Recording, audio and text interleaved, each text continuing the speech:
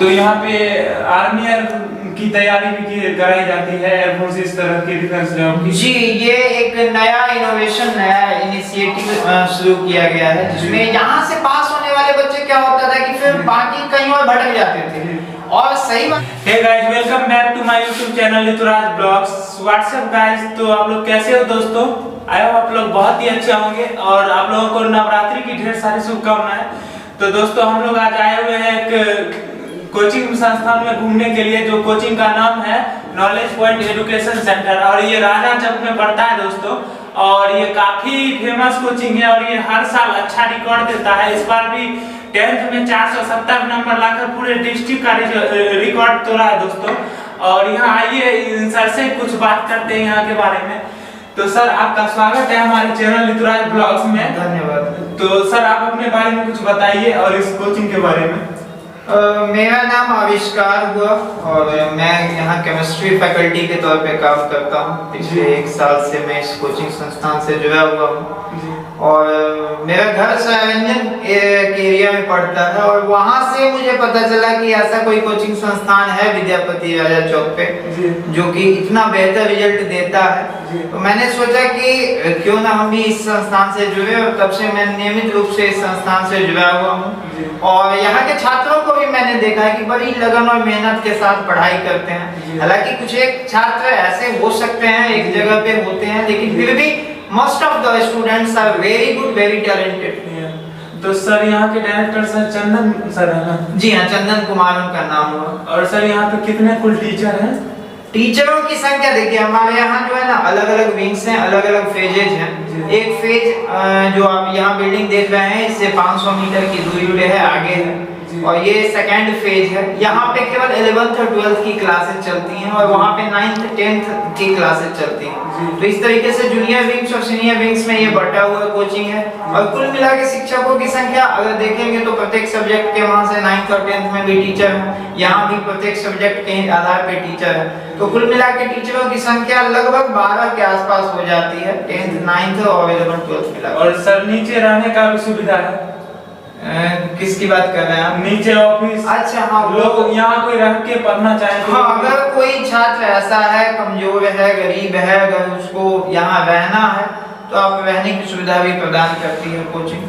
जी। और सर, यहाँ पे हर सब्जेक्ट के अलग अलग टीचर हैं? बिल्कुल, एक सब्जेक्ट के एक टीचर है, कोई कॉमन टीचर नहीं है। चंदन सर बहुत से इंग्लिश के टीचर हैं। उसके अलावा फिजिक्स फकीरा आप सब ने जानते होंगे, बसंत गुप्ता जो है वो हमारे स्टार फैकल्टी हैं यहाँ पे। साथ ही साथ एक विपुल कुमार मैथमेटिक्स पढ़ाते हैं। और कम उम्र में ही सभी टीचरों ने इतनी ख्याति हासिल कर ली है और उनके पढ़ाने का अंदाज मैंने देखा है, अपनी आंखों से देखा है। हालांकि मैं बहुत कम वक्त दे पाता हूँ कोचिंग को, लेकिन फिर भी जो मैंने देखा है उसके आधार पे मैं देखता हूँ कि उनके पढ़ाने का अंदाज बड़ा बेबाक है और कम उम्र में इतनी अच्छी प्रतिभा लाना बहुत लाजमी है उनके। तो सर, यहाँ पे 10th के बच्चों को कितना टाइम दिया जाता है?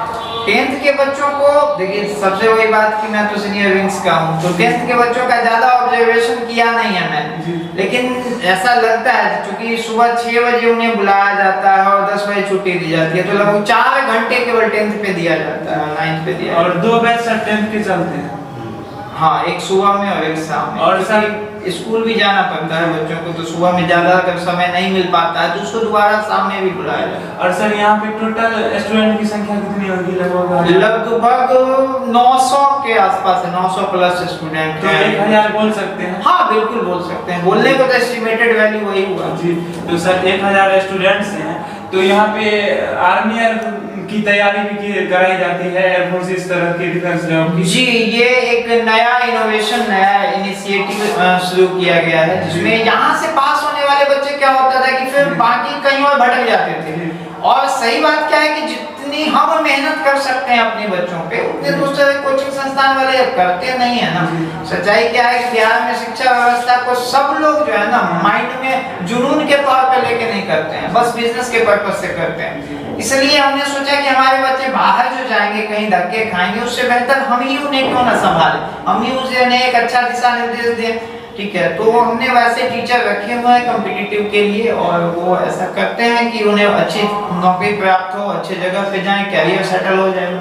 ओके सर, तो सर ये 10th में जो इंग्लिश को अनकंपलसरी किया गया है, इस पे आप क्या कहना चाहेंगे? देखिए ये बिहार सरकार की सबसे बड़ी असफलता, क्योंकि इंग्लिश आज के दौर में ग्लोबल लैंग्वेज है और बच्चों के दिमाग में 10वां तक जाते जाते ये बात आ जाती है अंग्रेजी तो है ही नहीं, हम पढ़ें क्यों।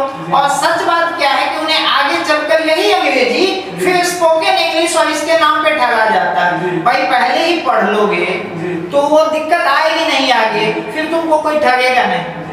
जिन्हें अंग्रेजी का ज्ञान नहीं है वो भी स्पोकन इंग्लिश का क्लास बोर्ड लगा के पढ़ाए जा रहे हैं और बच्चे बेवकूफ बन के पढ़ रहे हैं वहां पे। उससे बेहतर है आप 9th में 8th में अच्छे तरीके से अगर पढ़ लेंगे।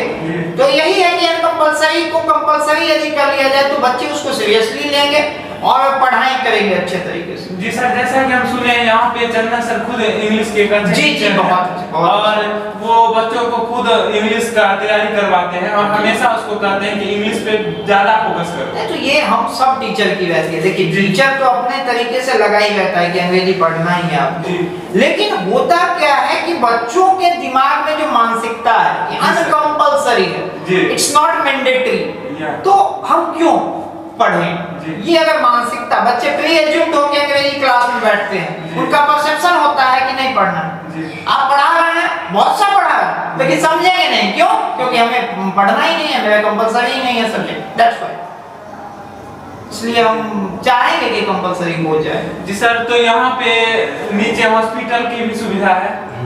हॉस्पिटल है बट वो मालिकाना हक किसी और का है, तो उस हॉस्पिटल पे हम अपना अधिकार नहीं डाल। सही बात बोला, मैं ये नहीं कहना चाहता था, मेरा मतलब ये था कि जैसे कभी कोई बच्चा बीमार पड़ता है तो पहले आप उसका यहाँ तुरंत दैट्स द सेकेंडरी थिंग, वो सेकेंडरी थिंग है। बच्चा बीमार पड़े तब हमारे यहाँ सबसे बड़ी बात है कि बेहोश वगैरह होने की भी सुविधा नहीं, फैन वैन सब अच्छे तरीके से लगा हुआ, बट स्वास्थ्य का कोई भरोसा नहीं है ये। अब तो है ठीक नीचे ही हॉस्पिटल है, हम उसकी देखभाल करेंगे। जैसा कि हमने देखा था गाइस, कल एक बच्चे को थोड़ी सी उल्टी हो गई तो मैंने अपने डायरेक्टर सर चंदन सर को बोला कि सर बच्चा बेहोश हो गया। उन्होंने ये भी नहीं क्वेश्चन किया कि क्या हो गया नहीं हो गया, उन्होंने सीधे बोला कि शांतनु जी को कॉल करिए और आपके वो उनको पहुंचा देंगे। शांतनु भैया यहाँ पे रहते हैं, वो भी यहाँ पे मेंटेनेंस वगैरह का जॉब करते हैं और अभी मैं भी इसी कोचिंग से जुड़ा हूँ दोस्तों।